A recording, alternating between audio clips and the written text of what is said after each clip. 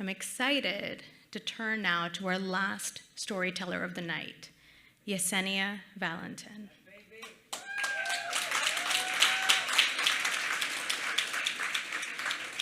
Yesenia is a community activist who is a fierce advocate for her family.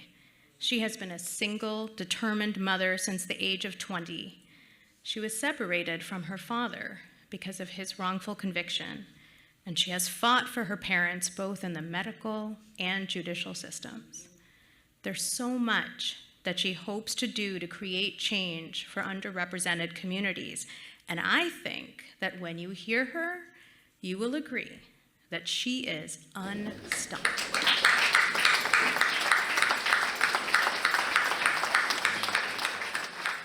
It's the 4th of July. I worked 14 hours straight.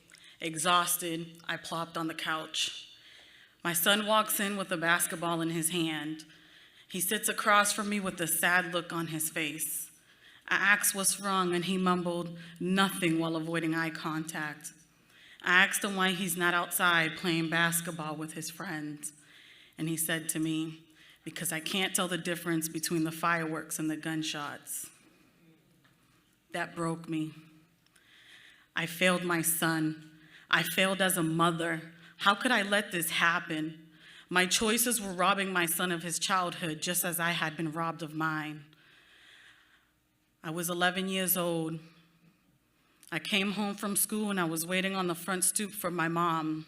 As the afternoon turned into the evening, the neighborhood kids began making fun of me and teasing. That's why the police took your mama. And yeah, she not coming back. While I yelled, shut up and stop lying, they replied, we not lying, but you can sit on the stoop all night looking stupid. That's why you ain't got no mama no more. That day, my mother went to jail for 5 years for selling drugs to support her family. My father was already incarcerated for a crime he did not commit. And for the next 5 years, I was homeless, couch surfing between family members, friends, strangers, and park benches. And even when my mother did come home, I'm 15 years old, I'm thinking everything's gonna get better. But her homecoming had its own complications. In and out of family shelters, still couch surfing between family members and friends, cleaning bathrooms to pay rent for a boarding room. And then my mother was diagnosed with lupus. A single mother with a record who couldn't work further complicated life. But she worked hard to regain her rights to take us to visit my dad. All my life, everyone told me he was innocent. And every Saturday, we would go visit this innocent, caring man who I knew didn't deserve to be there. And everyone seemed like life was too busy to make it a priority. So I decided, who better to help him fight for his journey to freedom than his child? But who would listen to me, a 17-year-old kid who didn't even have the rights to vote? So I wrote a letter to the President of the United States requesting clemency.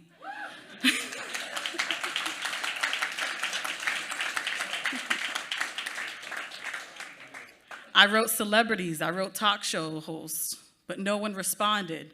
But no matter how difficult my situation became, I could not give up.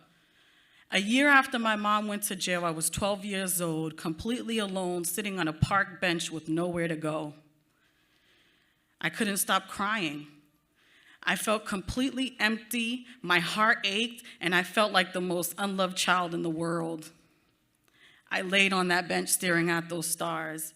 And at that moment, I decided that this was not going to be my life, and that no matter what I had to do, I was going to one day become a homeowner. And I wasn't going to do it by selling drugs or gangbanging, because all the drug dealers I knew were in jail with their families suffering, and the gangbangers were killing each other off.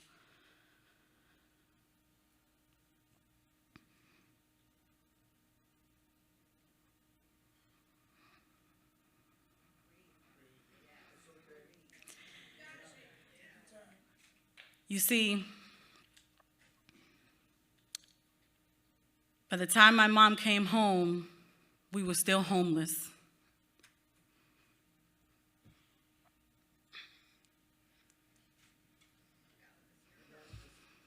And sitting on that couch, remembering that promise, I couldn't let this continue. I had to do something more than just work. That night, my defeat turned into anger. By morning, I was determined. And I knew this wasn't going to be easy, but I realized that I had the power to change this, that this did not have to be my reality. And so I started working day and night. I worked through pain, hunger, and exhaustion. I started looking for resources that can help me improve my credit score. I started looking into all these employers I was working for and what they had to offer. A free first-time homebuyers course, a 401k that I could borrow for myself. I became fiercely disciplined with my finances and sacrificed time with my son. I assured him that I was doing this so that we can become homeowners. And we talked about having our dream house and him having his own room. All the while, still saving money for a lawyer for my dad, still fighting and advocating for my mother's health, and doing fundraisers. 5 years later, I was finally able to begin my house hunting. A year into my searching, I felt this goal slowly slipping away again. COVID shut everything down. The interest rates more than tripled. My car was totaled, and my father's case became increasingly complicated. And I fell into a great depression that I could not mask. But with my depression on full display, I showed up to open houses, looking crazy. I slept in parking lots in between open houses. My best friend decided that she wasn't going to allow me to give up, and she worked my house hunting in between her work schedule and lent me her car. But none of these houses were suitable. And right when I was about to give up, I saw a listing. Open house was going to close in 10 minutes. I put it in my GPS. I got there in 9 minutes.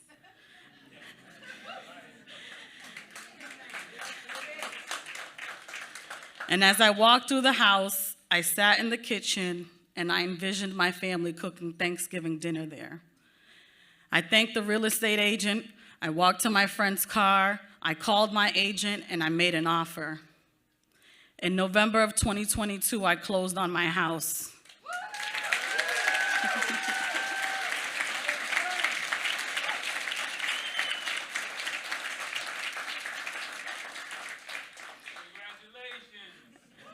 8 months later, my father was granted parole with a home release plan to my house.